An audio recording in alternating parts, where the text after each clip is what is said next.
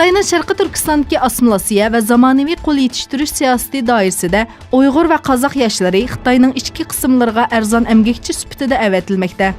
Shuning bilan birga oliy maktablarni bitirgan Xitoylarga turli va'dalar berilib, Sharqiy Turkistonga kelishga ilhomlantirilmoqda. Turkiston vaqtining xabar qilishicha, Xitoyning Shandong o'lkasidan kelgan 106 nafar Xitoy Qashqar viloyatining Makit noyisida maktablarga ishga o'rlashtirilgan. Sharqiy Turkistondagi zulm va bostirishlar xalqaro jamiyatning kun tartibidan o'rin olayotgan bir paytda Washingtonda Sharqiy Turkiston haqida bir yig'in o'tkazildi. Washington O'rta Sharq institutida o'tkazilgan Sharqiy Turkiston krizisi nomli yig'inda rayondagi xalq uchrayotgan bostirishlar bilan birga bularning O'rta Osiyoga bo'lgan ta'siri va ularning buningga qarshi tadbirlari muzokara qilindi. Sharqiy Turkistondagi danglik Uyg'ur yozuvchilardan Hoji Mirzoid Kerimi Yusufxos Hojib nomli romanni yozganligi sababli 11 yillik qamoq jazosiga hukm qilingan.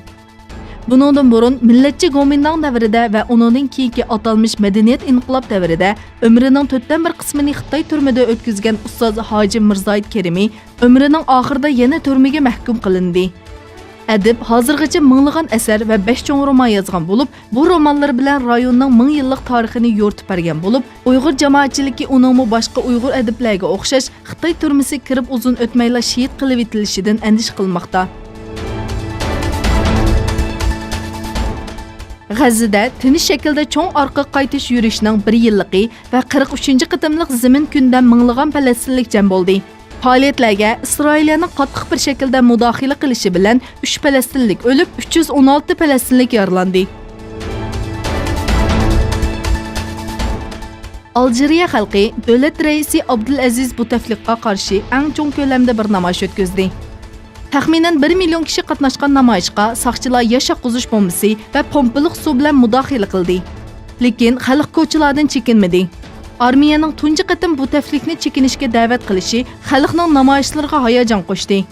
Siyosiy tuzumning o'zgartirilishini xohlaydigan va Bouteflikqa bo'ldi yetar degan xalq juma kuni ko'chalarni to'ldirdi. Namoyishchilarning ko'pinchisi yoshlardan tashkil topdi.